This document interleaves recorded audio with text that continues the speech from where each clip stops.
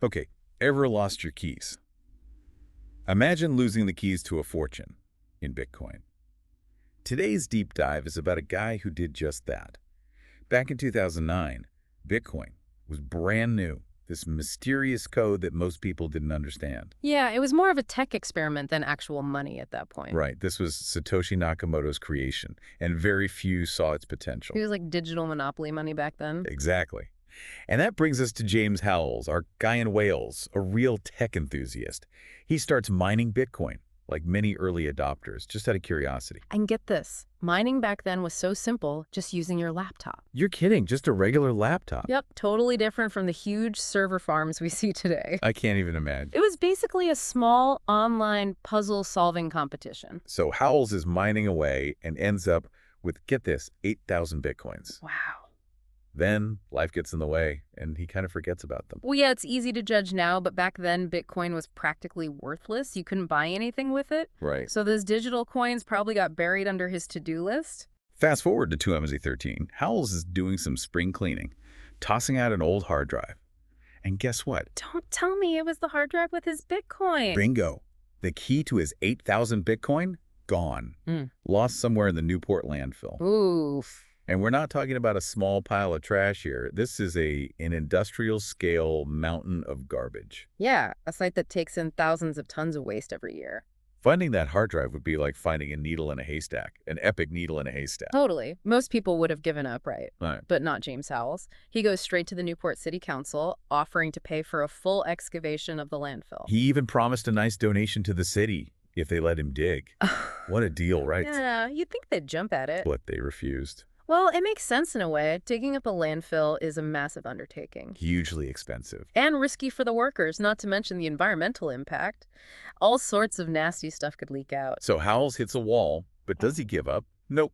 He comes up with even bolder plans. We're talking robots, AI, high-tech sensors to sift through the garbage. Wow. Like something out of a movie. Yeah. And remember, the potential reward was skyrocketing. By 2021, those 8,000 Bitcoins were worth over $480 million. So spending an estimated $11 million on this high-tech treasure hunt almost seems reasonable. Right. It's a gamble, but a calculated one. Exactly. Okay, but let's say he somehow gets permission and finds this hard drive. Yeah. After years buried in who knows what. Would it even work? That's a good question. I mean, we're not talking about a time capsule here. This is a delicate piece of electronics. Right. Years of moisture, pressure, who knows what else down there. It's probably not in the best shape. So the data could be gone? Possibly. And recovering data from a damaged hard drive is like surgery. Into Expensive, time-consuming, and no guarantees. So even if he finds it, it might be useless? Yeah, that's the risk. And how would he even know where to look? It's not like he has a map. He has a general idea, but that landfill is constantly changing. So finding the hard drive would be impossible. Pretty much. It's mind-boggling. But before we move on, let's think about Howells for a minute. Yeah. This isn't just about technology. This is about a guy who made a huge mistake. It's got to weigh on him. Imagine knowing you threw away a fortune. Right. So before we get to what happened next, what would you do if you were him? Give up or keep searching for that digital fortune buried in the trash? Tough one. You know, it's kind of crazy how this story has, like, captured everyone's attention. It's like he's this tragic hero of the crypto world, you know? Right. It's like everyone's biggest fear, that if-only moment. Exactly. And the fact that it's Bitcoin, this digital thing, makes it even more, I don't know, mysterious. It's a modern-day myth. Totally. And honestly, I kind of got to admire his persistence. He refuses to give up. Yeah, he keeps coming up with new plans, new ideas. It's like a chess game. But you have to wonder, like, how's he holding up all this stress, this knowing he lost a fortune? Yeah, the mental toll must be huge. He's talked about how it's affected his life, his relationships. It shows how real this digital world is, you know? The stakes are high. Definitely. And it comes back to that idea that in crypto, you're your own bank. You're responsible for everything. And no safety net. Nope. It makes you think, what other risks are out there that we don't even know about yet? Right.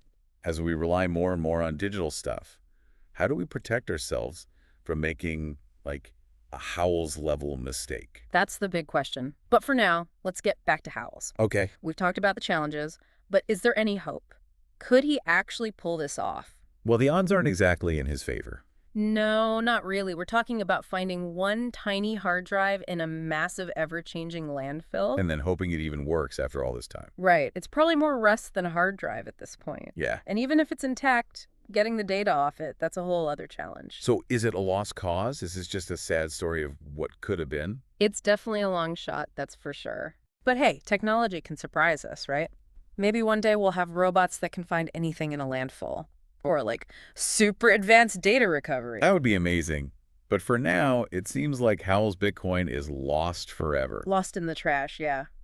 A digital ghost. It's kind of poetic, right? The digital and the real all mixed up in this story of loss and hope and, what could have been. It really makes you think. The value of things, the risks of this digital world. And just how human it all is, even when we're talking about Yeah. like Bitcoin and algorithms. This whole thing really makes you think, like, what's valuable? Yeah. Is it something you can hold, like gold? Or is it, I don't know, data, information? Yeah, it's a good question. Especially now when so much of our lives is, well, digital. We used to think about value as stuff you could like see and touch. Real estate, yeah. Gold bars, diamonds. Exactly. But now we've got like crypto, online identities, things that are worth a lot, but they don't physically exist. It's weird, right? Totally.